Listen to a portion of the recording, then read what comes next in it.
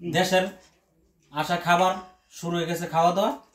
ভাবি রাতের খাবার দেখতে পেতেছেন, এই যে কই মাছ, এটা কি হাঁস, তারপরে এটা কি গরুর মাংস ভর্তা, আবার লেবু। খুশেদ বউ রাতের পাক খাইতেছ কতদিন পরে? আজকে পরায় আমি 4 বছর পরে আমার বর নিজের হাতের রান্না আমি খাইতে আছি। একটু আগে নিয়ে আসলাম, এখন আমি খাচ্ছি। আলহামদুলিল্লাহ অনেক ভালো লাগতেছে এগুলো দেখে। আবার এখন খাইতে আছি। আমার বউ নিজের হাতে অনেক পরিশ্রম করিয়া, অনেক কষ্ট করিয়া এগুলো বানাইয়া দিছে।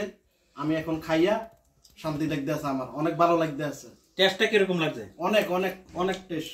আমার কাছে অনেক টেস্ট লাগছে ভাবির হাতের রান্না। এই যে কই মাছটা এখন খামু। ট্যাংরা মাছ খাইছিলাম, একটু হাঁসও খাইলাম, গরু খাইলাম, ভর্তাও খাইলাম। এক কথাই অসাধারণ। খুরশেদ ভাইয়ের বউর হাতের পাক খায়া খুবই ভালো লাগতেছে। ভাবির অসংখ্য ধন্যবাদ জানাই যে আপনার হাতের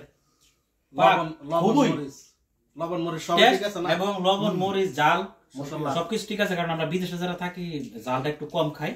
ভাবি কিন্তু এটা ধরতে পারছে আমরা, ঠিক না? বুঝতে পারছে যে বিদেশ যারা তারা জাল খায় না, এই জন্য জালটা মিডিয়াম দিছে, মরিচ কম দিছে, আবার কারেক্ট হয়েছে। আর সাথে ভাবি জানে দেশে লেবু বিদেশে পাওয়া যায় না, আবার লেবুটাও পাঠাইছে।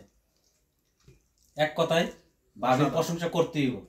অসংখ্য ধন্যবাদ জানাই ভাবি এত কষ্ট করার জন্য, আমাদের জন্য এত পরিশ্রম করার জন্য। মন থেকে দোয়া করলাম তোমার বউর জন্য, ঠিক আছে? ইনশাআল্লাহ দোয়া করেন সবাই। সবাই ভিডিওটা লাইক কমেন্ট শেয়ার করুন। ভালো থাকবেন।